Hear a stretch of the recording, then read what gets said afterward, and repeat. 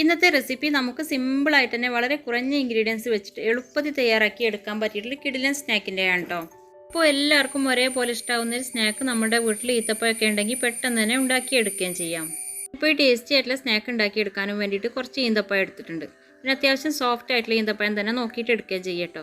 കാരണം നമ്മൾ ഈ സ്നാക്കിലേക്ക് കൂടുതൽ ടേസ്റ്റ് ഉണ്ടാവും സോഫ്റ്റ് ആയിട്ടുള്ള ഈന്തപ്പഴം എടുത്തിട്ട് ഉണ്ടാക്കിയെടുക്കുമ്പോഴായിരിക്കും. പിന്നെ നമ്മൾ ഇനിയിലേക്ക് കൂടുതൽ ഇൻഗ്രീഡിയൻസ് ഒന്നും ചേർത്ത് എടുക്കുന്നില്ല. ഈ ഒരു പലഹാരം പെട്ടെന്ന് തന്നെ ഫ്രൈ ചെയ്തെടുക്കുകയാണ്. അപ്പോൾ അതിന് വേണ്ടി ഒരു ബാറ്റർ റെഡിയാക്കി എടുക്കണം.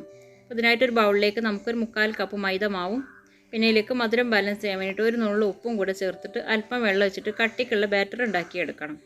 കൂടുതൽ ലൂസായി പോകരുത്, ഒട്ടും കട്ടകളില്ലാതെ അത്യാവശ്യം തിക്കായിട്ടുള്ള ബാറ്ററാണ് ഉണ്ടാക്കിയെടുക്കേണ്ടത്. പിന്നെ ഇതുപോലുള്ള ഹാൻഡ് വിസ്ക് ഒക്കെ വെച്ചിട്ട് മിക്സ് ചെയ്തെടുക്കുകയാണെങ്കിൽ നമുക്കിത് പെട്ടെന്ന് തന്നെ മിക്സ് ചെയ്തെടുക്കുകയും ചെയ്യാം. ഇനി ഹാൻഡ് വിസ്ക് കയ്യിലില്ലാത്തവരാണെങ്കിൽ നമുക്ക് മിക്സിയുടെ ജാറിലേക്ക് വെച്ചിട്ട് ജസ്റ്റ് ഒന്ന് അടിച്ചെടുത്തിട്ട് മാവ് റെഡിയാക്കി എടുത്താലും മതിയാവും. ഇപ്പോൾ നമ്മുടെ ബാറ്റർ ഒട്ടും കട്ടകളില്ലാതെ നല്ല തിക്കായിട്ട് തന്നെ റെഡിയാക്കി എടുത്തിട്ടുണ്ട്. അപ്പോൾ നമ്മൾ ബാറ്ററിലേക്ക് വെള്ളം ഒഴിച്ച് കൊടുക്കുമ്പോൾ അല്പമായി ചേർത്തിട്ടൊന്ന് മിക്സാക്കി നോക്കിയിട്ട് ഒട്ടും കട്ടകളില്ലാതെ മിക്സ് ചെയ്തെടുത്താൽ മതി കേട്ടോ. കൂടുതൽ വെള്ളം ഒഴിച്ച് കൊടുത്തിട്ട് മിക്സാക്കി എടുക്കുമ്പോൾ വെള്ളത്തിൻ്റെ അളവ് കൂടിപ്പോവും. അതുകൊണ്ട് അല്പമായി ചേർത്തിട്ടൊന്ന് മിക്സ് ചെയ്തെടുത്താൽ മതി. അപ്പോൾ നമ്മുടെ ബാറ്ററൊക്കെ നല്ലപോലെ റെഡിയാക്കി എടുത്തിട്ടുണ്ട്. അപ്പോഴേക്കും നമ്മളിവിടെ ഈന്തപ്പഴത്തിൻ്റെ കുരുവൊക്കെ ഒന്ന് എടുത്ത് മാറ്റിയിട്ടുണ്ട്. അപ്പോൾ ഇതേപോലെ ഒന്ന് ഈന്തപ്പഴം കീറിയിട്ട് എടുത്താൽ മതി, അല്ലാതെ 2 പീസായിട്ട് കട്ട് ചെയ്തെടുക്കുകയൊന്നും വേണ്ട കേട്ടോ. എന്നിട്ട് ഇതിലേക്ക് നമുക്ക് ബദാമോ അണ്ടിപ്പരിപ്പോ അങ്ങനെ എന്തെങ്കിലും നട്ട്സൊക്കെ വെച്ച് കൊടുത്തിട്ടൊന്ന് ഫില്ല് ചെയ്തെടുക്കുകയും ചെയ്യാം. ഇവ രണ്ടും നമ്മുടെ കയ്യിലേക്ക് കപ്പലണ്ടി വെച്ചിട്ട് ഫില്ല് ചെയ്തെടുത്താലും മതിയാവും. ഞാനിപ്പോൾ ഇവിടെ ബദാമോ അണ്ടിപ്പരിപ്പോ ഒക്കെയാണ് വെച്ച് കൊടുക്കുന്നത്. ഈന്തപ്പഴത്തിൽ ഇങ്ങനെ നട്ട്സോ അല്ലെങ്കിൽ കപ്പലണ്ടിയൊക്കെ വെച്ചിട്ട് ബാറ്ററിൽ ഒന്ന് ഡിപ്പ് ചെയ്തിട്ട് ഫ്രൈ ആക്കി എടുത്ത് കഴിക്കുമ്പോൾ പ്രത്യേക ഒരു ടേസ്റ്റ് തന്നെയാണ് കേട്ടോ.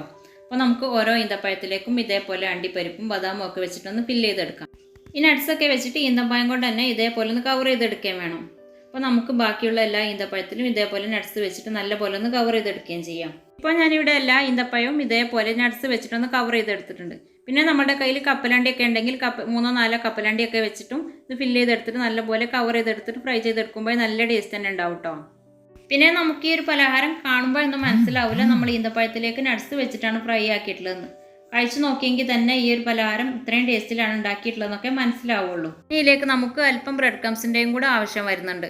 അപ്പോൾ അതിനു വേണ്ടിയിട്ട് ഞാനിപ്പോൾ ഒരു 3 ബ്രെഡിൻ്റെ സൈഡ് പാർട്ടൊന്നും കളയാതെ തന്നെ ബ്രെഡ് ചെറിയ പീസായി കട്ട് ചെയ്തിട്ട് മിക്സിയുടെ ജാറിലിട്ടൊന്ന് പൊടിച്ചെടുത്തിട്ടുണ്ട്. നമ്മളിത് എങ്ങനെയാണ് ഫ്രൈ ആക്കി എടുക്കുന്നതെന്ന് നോക്കാം. ഇനി നമ്മൾ നട്ട്സൊക്കെ ചേർത്തിട്ട് കവർ ചെയ്തെടുത്തിട്ടുള്ള ഓരോ ഈന്തപ്പഴത്തിലേക്കും ബ്രെഡ് ക്രംസ് നല്ലപോലെ കോട്ടായിട്ട് കിട്ടാനും വേണ്ടിയിട്ട് നമുക്ക് ആദ്യം തന്നെ ഈന്തപ്പഴം മൈദ മാവിലൊന്ന് നല്ലപോലെ ഡിപ്പ് ചെയ്തെടുത്തതിന് ശേഷം ബ്രെഡ് ക്രംസിലൊന്ന് കോട്ട് ചെയ്തെടുക്കാം. ഇത് 2 തവണ ചെയ്യണം കേട്ടോ, അപ്പോഴേക്കും നല്ലപോലെ കോട്ടായിട്ട് കിട്ടും. അപ്പോൾ നമുക്ക് ഓരോ ഈന്തപ്പഴവും മൈദമാവിലൊന്ന് ഡിപ്പ് ചെയ്തിട്ട് ബ്രെഡ് ക്രംസിലൊന്ന് കോട്ട് ചെയ്തിട്ട് മാറ്റി വെക്കാം. അപ്പോൾ ഞാനിവിടെ എല്ലാ ഈന്തപ്പഴവും ഇതേപോലെ ബ്രെഡ് ക്രംസിലൊന്ന് കോട്ട് ചെയ്തെടുക്കുകയാണ് കേട്ടോ. ഇപ്പോൾ നമ്മളിവിടെ എല്ലാ ഈന്തപ്പഴവും മൈദമാവിലൊന്ന് ഡിപ്പ് ചെയ്തിട്ട് ബ്രെഡ് ക്രംസിലൊന്ന് കോട്ട് ചെയ്തെടുത്തിട്ടുണ്ട്. ഇനി ഇതേ ഈന്തപ്പഴം തന്നെ നമുക്ക് ബ്രെഡ് ക്രംസിൽ ഒന്നുകൂടെ കോട്ട് ചെയ്തെടുക്കാം. അപ്പോൾ ഈ ഒരു സമയം നമ്മൾ മൈദമാവിൽ ഡിപ്പ് ചെയ്തെടുക്കരുത് കേട്ടോ, നേരെ ബ്രെഡ് ക്രംസിൽ ഒന്നുകൂടെ കോട്ട് ചെയ്തെടുത്താൽ മതിയാവും. അപ്പോൾ നമുക്കിത് ഇഷ്ടമുള്ള ഷേപ്പിലാക്കിയിട്ട് എടുക്കാനും പറ്റും. അപ്പോൾ ഞാനിവിടെ ഇതെല്ലാം തന്നെ ഇതേപോലെ ഒന്ന് ബ്രെഡ് ക്രംസിൽ ഒന്നുകൂടെ കോട്ട് ചെയ്തെടുത്തതിന് ശേഷം ചൂടായിട്ടുള്ള ഓയിലിലേക്കിട്ട് ഫ്രൈ ആക്കി എടുക്കണം. പിന്നെ ഇതിൻ്റെ ഉൾഭാഗം ഒന്നും കുക്കായിട്ട് കിട്ടാനില്ല, നമുക്ക് പുറം ഭാഗം ഒന്നും നല്ലപോലെ മൊരിഞ്ഞ് ഗോൾഡൻ കളറായിട്ട് കിട്ടാൻ മാത്രമേ ആവശ്യമുള്ളൂ. അപ്പോൾ അതുകൊണ്ട് തന്നെ ഫ്ലെയിം മീഡിയം ടു ഹൈ ഫ്ലെയിമിൽ വെച്ചിട്ട് തന്നെ നമുക്കിത് ഫ്രൈ ആക്കി എടുക്കുകയും ചെയ്യാം. പിന്നെ നമ്മൾ ഈ ഒരു പലഹാരം 2 തവണ ബ്രെഡ് ക്രംസിൽ നല്ലപോലെ പ്രസ് ചെയ്ത് കോട്ട് ചെയ്തെടുത്ത് ഓയിലിലേക്ക് ഇട്ട് കൊടുക്കുന്നതുകൊണ്ട് തന്നെ ഓയിലിലേക്ക് ഇട്ട് കൊടുക്കുന്ന സമയത്ത് ബ്രെഡ് ക്രംസ് ഒന്നും പെട്ടെന്ന് പൊടിഞ്ഞു പോവുകയോ പിരിഞ്ഞു പോവുകയൊന്നും ചെയ്യുന്നില്ല കേട്ടോ. ഇതിന് നമുക്ക് നല്ലൊരു ഗോൾഡൻ ബ്രൗൺ കളറായി കിട്ടുന്നവരെ തിരിച്ചും മറിച്ചൊക്കെ ഇട്ടിട്ട് ഫ്രൈ ചെയ്തെടുക്കാം. ഉൾഭാഗമൊക്കെ നല്ല സോഫ്റ്റും സീറ്റിയുമായിട്ട് പുറംഭാഗം നല്ല ക്രിസ്പിയും ക്രഞ്ചിയുമായിട്ടുള്ള പലഹാരം കഴിക്കാനായിട്ട് സൂപ്പർ ടേസ്റ്റ് തന്നെയാണ് കേട്ടോ. പിന്നെ ഈ ഒരു പലഹാരത്തിൻ്റെ ഉൾഭാഗമൊക്കെ നല്ല സോഫ്റ്റ് ആയതുകൊണ്ട് കുട്ടികൾക്കൊക്കെ ഒരുപാട് ഇഷ്ടമാവുകയും ചെയ്യും കേട്ടോ. അപ്പോൾ ഈന്തപ്പഴമൊക്കെ കഴിക്കാൻ മടിയുള്ള മക്കൾക്ക് ഇതേപോലെയൊക്കെ ഫ്രൈ ചെയ്തെടുത്തിട്ട് കൊടുക്കുകയാണെങ്കിൽ അവർക്ക് അതിൻ്റെ ടേസ്റ്റ് ഇഷ്ടമാവുകയും ചെയ്യും, പെട്ടെന്ന് തന്നെ കഴിക്കുകയും ചെയ്യും.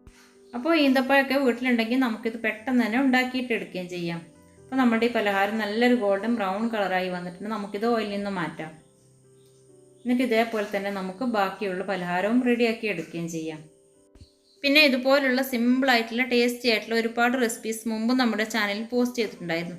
അപ്പോൾ ആ ഒരു വീഡിയോ കണ്ടു നോക്കാത്തവരാണെങ്കിൽ പ്ലീസ് ആ വീഡിയോയും കൂടി കണ്ടു നോക്കുക. എന്നിട്ട് നിങ്ങളുടെ അഭിപ്രായങ്ങളൊക്കെ ഒന്ന് കമൻ്റായിട്ട് അറിയിക്കുകയും ചെയ്യാം. പിന്നെ പുതുതായിട്ട് ആരെങ്കിലും ഒക്കെ ചാനൽ സബ്സ്ക്രൈബ് ചെയ്യാതെ വീഡിയോ കാണുന്നവരുണ്ടെങ്കിൽ പ്ലീസ് ഒന്ന് ചാനൽ സബ്സ്ക്രൈബ് ചെയ്ത് സപ്പോർട്ട് ചെയ്യുകയും ചെയ്യാം. അപ്പോൾ ഓക്കെ, ഇൻഷാ അല്ലാഹ് നമുക്ക് അടുത്ത മറ്റൊരു റെസിപ്പിയുമായിട്ട് കാണും വരെ ടേക്ക് കെയർ, ബൈ, അസ്സലാമു അലൈക്കും.